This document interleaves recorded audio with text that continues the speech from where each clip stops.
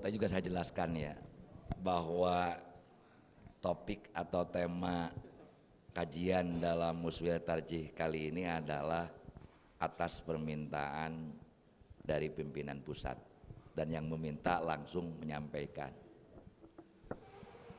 Ya, pimpinan pusat sendiri, baik dari apa yang disampaikan Pak Mas Udi semalam ataupun juga Profesor Samsul Anwar, tidak sama sekali bermaksud untuk memaksa, menekan gitu.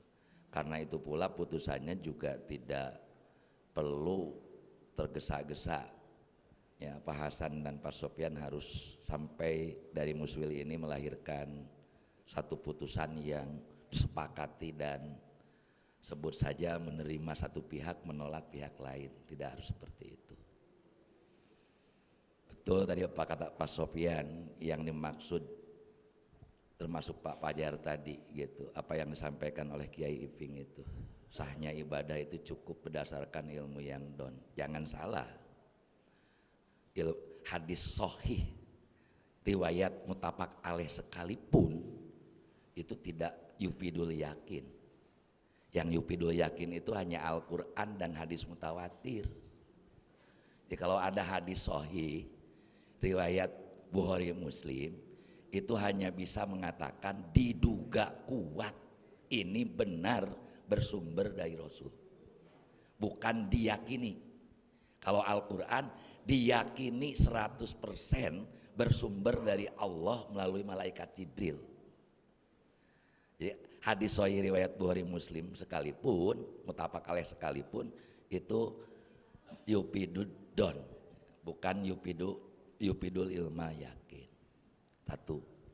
Yang kedua, dalam perspektif usul fikih, baik putusan musyawarah maupun fatwa itu kedudukannya sebagai fatwa dalam arti bentuk hukum terapan ya, bentuk hukum terapan, produk terapan hukum. Jadi apa yang kita sebut dengan hukum Islam selama ini sebetulnya terlalu luas. Mulai dari syariah ke fikih, ke fatwa, ke kodok putusan di pengadilan, ataupun ke konun perundang-undangan. Nah, maksud saya di tingkat implementasi seperti yang dibahas di permusyawaratan tarjih ataupun fatwa, itu ijtihadnya tidak lagi seperti ketika menghasilkan fikih. Kalau menghasilkan fikih lebih kuat berkutat di kesahihan dan kedaifan atau kuat lemahnya hadis yang dijadikan dalil. Di samping bagaimana cara menginterpretasinya, baik melalui qawaid lugawiyah maupun qawaid maqasidiyah. Itulah yang kemudian disebut dengan ijtihad. Tapi ijtihadnya ijtihad istinbati. Sementara yang namanya fatwa, seperti yang tadi disampaikan oleh Pak Sutarman, paling tidak saya tangkap apa maksudnya. Itu ijtihadnya ijtihad tatbiki. Dalam ijtihad tatbiki hendaknya tidak hanya bicara persoalan dalil, tapi lebih dari itu. Setelah diputuskan seperti itu, nanti dampaknya bagaimana? Jadi bagi seorang mufti atau komisi fatwa ataupun juga divisi fatwa, kalau hanya untuk menghukumi apakah ini benar atau salah, halal apa haram dan segala macam, itu mungkin dalam hitungan menit pun juga selesai. Tetapi ketika itu sudah diputuskan, kemudian diterbitkan, ya, diturunkan ke masyarakat, respon masyarakatnya akan berlainan. Saya masih ingat gitu ya, ketika fatwa bank konvensional dipatwakan haram. Itu sampai hari ini saya menemukan ada banyak teman saya yang resign dari pekerjaannya di bank konvensional, terus sampai hari ini ya masih cari kesana kemari. Apa dengan dipatwakan haram tidak membuat mayoritas karyawan bank konvensional yang sama seperti kita ingin masuk surga, tapi sudah dihukumi sebagai sama dengan riba. Akhirnya ya tarik menarik, seolah kalau tetap bekerja di bank konvensional tidak akan masuk surga, kalau keluar juga bagaimana. Nah itu sebagai lembaga pembuat fatwa, kita mah hanya menghukumi saja, persoalan nanti solusinya bagaimana terserah mereka, nggak bisa begitu. Jadi betul harus dilihat bagaimana nanti feedbacknya Pak Hasan. Kalau feedbacknya malah justru menimbulkan masalah yang jauh lebih mafsadat, ya, kenapa kemudian dipaksakan harus dikeluarkan putusan. Jadi itu ijtihad tatbiki, dan ijtihad tatbiki dalam sejarahnya itu sudah berlangsung, sudah dilakukan semenjak Nabi masih ada. Ijtihad tatbiki berbeda dengan ijtihad istinbati. Kalau ijtihad istinbati yang melahirkan fikih melalui qawaid lugawiyah ataupun qawaid maqasidiyah. Qawaid maqasidiyah itu bisa ta'lili ya, qiyas, istihsan atau maslahi, masolihul mursalah, sadud dari'ah. Itu baru muncul setelah Nabi meninggal. Nah, kata-kata ijtihad di dalam hadis yang seringkali dikutip orang itu sebetulnya konteksnya ijtihad tatbiki, yang konsekuensinya ya berimbang ya. Di satu sisi gitu, ijtihad tatbiki itu kalau motif tujuannya benar sekalipun salah itu dapat ajrun wahid. Tapi kalau motivasinya salah, tujuannya salah, ya, hadis yang lain mengancam 2 dari 3 ya, pengambil keputusan hasil ijtihad tatbiki itu 2 masuk neraka, 1 masuk surga. Jadi kita tidak bisa sembarang menafsir Quran ataupun hadis lalu kemudian dikritik orang lalu berlindung ya kan ini ijtihad, kalaupun salah dapat 1 pahala, nggak bisa gitu. Yang 1 pahala itu ditujukan kepada ijtihad tatbiki. Ijtihad tatbiki bisa oleh hakim, bisa oleh kepala daerah, bisa oleh siapapun yang memang memiliki otoritas menangani kepentingan publik, kepentingan orang banyak. Terakhir saya tegaskan terkait dengan hadis. Jadi kriteria kesahihan hadis menjadi sahih, dhaif, hasan, kemudian yang dhaif sampai ada macam, itu sifatnya ijtihadi, tergantung kriteria apa yang dipakai. Masing-masing kriteria ada parameternya, itu pun juga tergantung parameter yang dipakai. Apa yang dihukumi sebagai dhaif itu masih dimungkinkan sebenarnya sahih. Kenapa? Sebab kedhaifan itu lebih banyak dari sisi sanad, bukan mendaifkan nabinya, bukan mendaifkan sahabatnya, tapi mendaifkan di bawah sahabat, tabiin, tabiin dan seterusnya sampai ke Imam Mudawwin hadis. Salah satunya saja yang cacat, yang tidak memenuhi kualifikasi kesahihan, maka jatuh menjadi dhaif. Saya sering menggambarkan begini, gitu. Ada orang yang suka main-main, bahasa Sunda mah namanya ngalohong, gitu, ngabobodo batur ngalejokeun. Orang yang tidak serius kalau ngomong, tiba-tiba datang buka pintu ruangan, di depan sana ada kecelakaan. Sangat boleh jadi benar terjadi kecelakaan, tetapi yang menyampaikannya itu karena orang yang suka main-main, semua orang tidak percaya, dianggap dhaif. Kenapa? Karena pembawa informasi. Nah, seperti itu pula hadis. Dua, saya katakan tadi, gitu. Hadis ini tumbuh dan berkembang. Hadis dalam pengertian dokumentasi dari peristiwa yang konon terjadi di zaman Nabi. Artinya apa?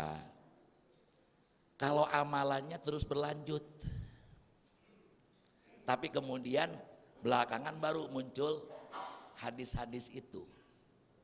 Terus terang saya secara pribadi kalau tidak menggunakan kerangka ulumul hadis, pakai kerangka fikih yang saya pakai, sangat boleh jadi takbir jawaid itu adalah dalam bahasa istilah lain itu mutawatir amali. Sebab tidak ada satu madhab pun, madhab fikih, yang tidak jawaid ketika sholat id, baik idul fitri maupun idul adha. Jadi di wilayah jawaidnya itu sepakat ada tambahan. Baru kemudian tadi berbeda, nambahnya berapa? Ada nambah 4, nambah 75, nambah berapa lagi gitu ya. 75 gitu. Tadi 75 apa dengan takbiratul ihram atau tidak seperti itu. Tidak sampai ya yang ya tadi apa yang dikatakan oleh Ahmad bin Hambal. Jadi kalau menurut saya sudah lewat bahasan bicara apakah hadis riwayat Ibnu Lahiyah itu harus menjadi sahih atau tetap dhaif. Semua orang sudah banyak kajian tentang Ibnu Lahiyah, bahkan ada tesis secara khusus tentang menyorot setitik lemah Ibnu Lahiyah. Likasroti turuk, apa betul banyak jalan? Ya, sepanjang yang saya teliti, ya, riwayat takbir jawaid yang 75 saja yang dianggap paling kuat. Betul, itu ada hampir nyampe 100 Pak. Sampai saya kebingungan bagaimana untuk mengiklal analisis struktur sanad. Tetapi dari banyak jalur riwayatan itu tetap bersimpul kepada 3 orang rawi. Kalau tidak Ibnu Lahiyah pasti Amr bin Su'aib. Kalau bukan Ibnu Lahiyah Amr bin Su'aib pasti yang ketiga Abdullah bin Kasir. Yang tiga-tiganya ini tadi, kalau yang Amr bin Su'aib dan Abdullah bin Kasir ya hampir sepakat mengatakan dhaif. Tapi kalau Ibnu Lahiyah tadi dipersoalkan antara jarah dan ta'dil. Maka tidak salah kalau guru-guru kita ketika itu tahun 76 dengan kaidah al-ahaditsud dhaifah li kasrati turuq ya'dudu ba'duha ba'dha, dan itu juga belum selesai, masih panjang itu.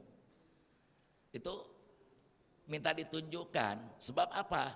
Kalau contohnya adalah takbir 75 dengan riwayat Ibnu Lahiyah tadi, apa dengan riwayat yang ada, tidak akan jauh ujungnya bersimpul ketiga ini, apa 3 masih tetap disebut kasroh.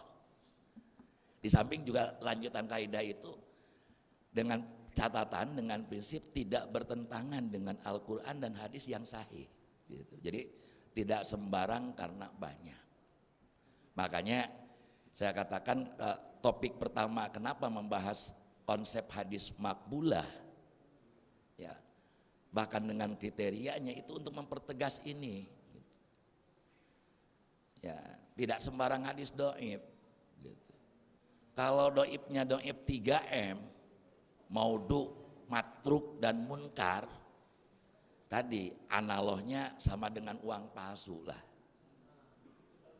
Tetapi kalau kedhoifannya di luar 3M tadi, maka satu sama lain itu dengan adanya sawahid dan tawabi. Sawahid itu biasanya redaksi matanya berbeda Pak.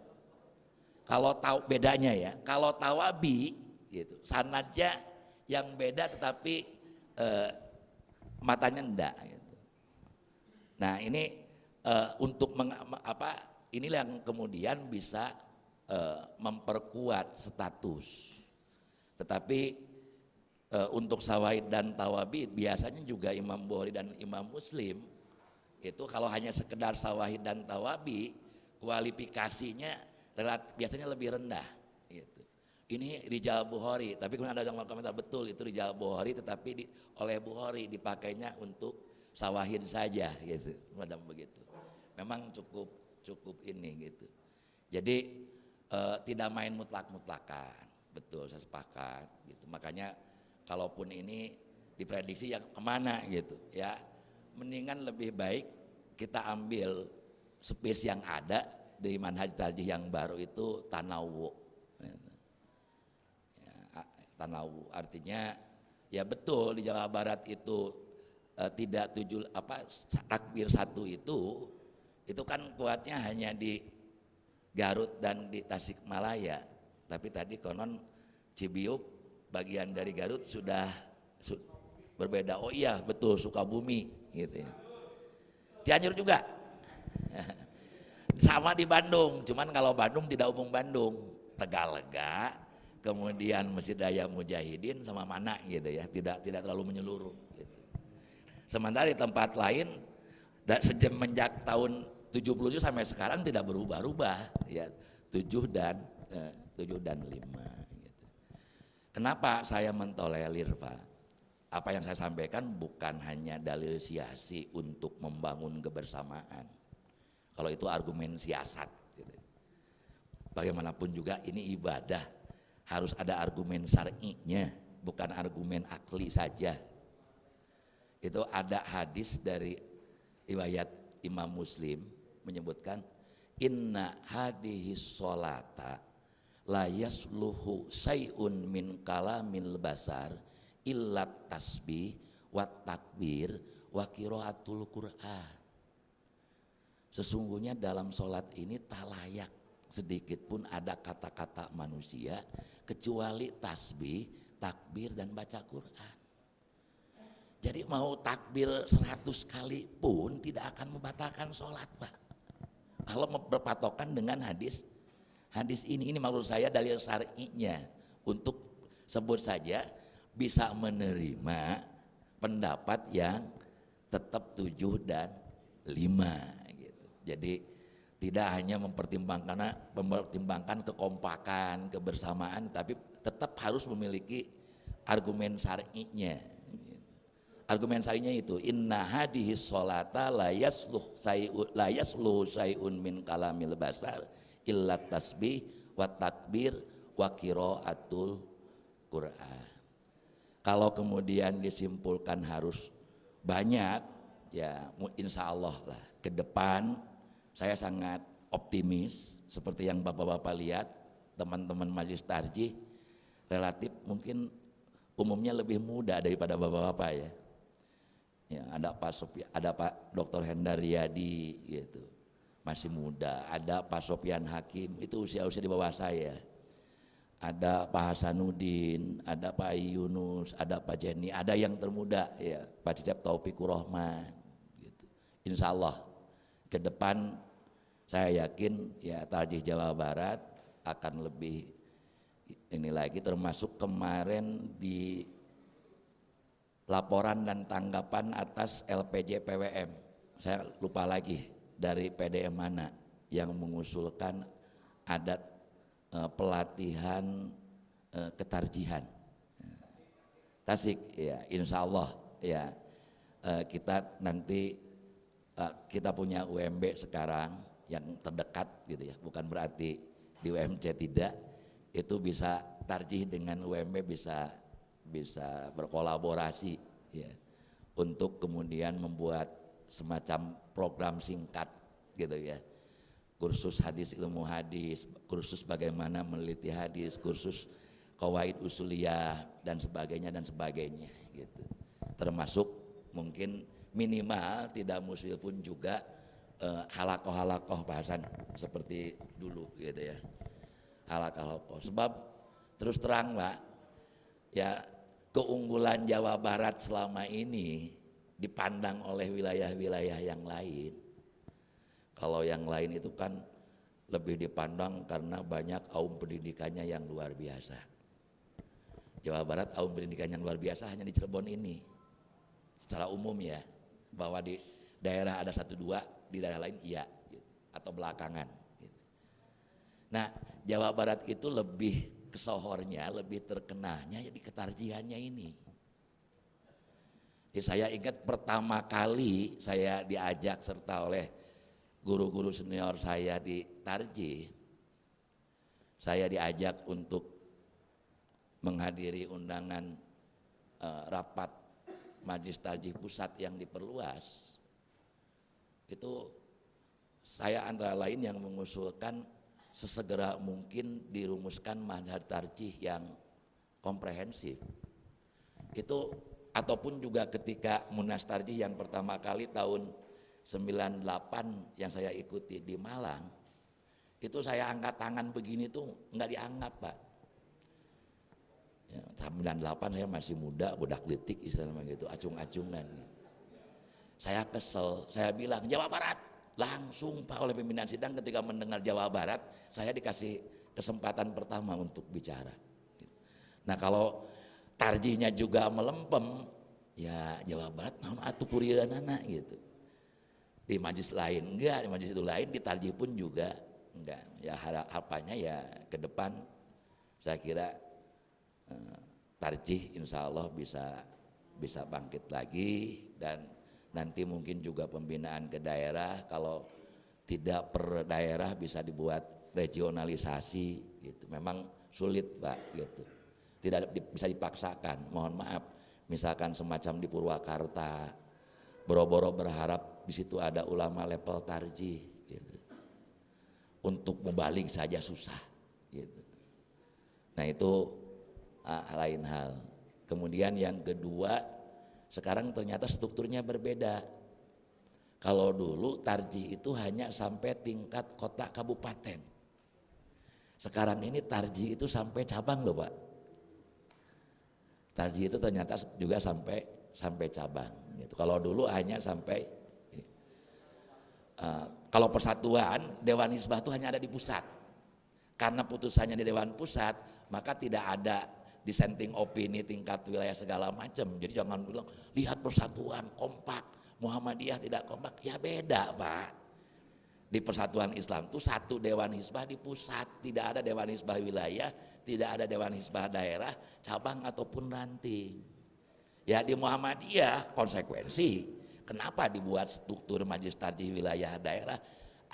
Konsekuensinya bisa jadi gitu. Ada salah satu putusan tarjih di wilayah atau daerah yang mungkin berbeda dengan putusan pimpinan pusat. Jadi seperti itu. Jadi tidak harus dipaksakan harus ada putusannya Pak pada musbil tarjih hari ini. Terus terang dengan kehadiran Bapak-bapak bagi saya ya tambah memperkuat itu tadi harapan saya tarjih ke depan bisa lebih jauh berkembang lagi gitu ya. Terkait dengan pembiayaan, pendanaan, kalau pengalaman yang sudah sangat mudah untuk majelis tarjih itu. Saya menghubungi rektor UMC untuk muswil ini tidak harus datang, cukup dengan WA saja, jawabannya langsung siap Kiai gitu. Enak gitu. Tinggal maunya kita saja gitu majelis tarjihnya. Dan saya kira demikian pula di tingkat daerah ataupun juga cabang. Lebih kurangnya mohon maaf, mungkin itu saja ikut meresponnya. Terima kasih Mu'alim.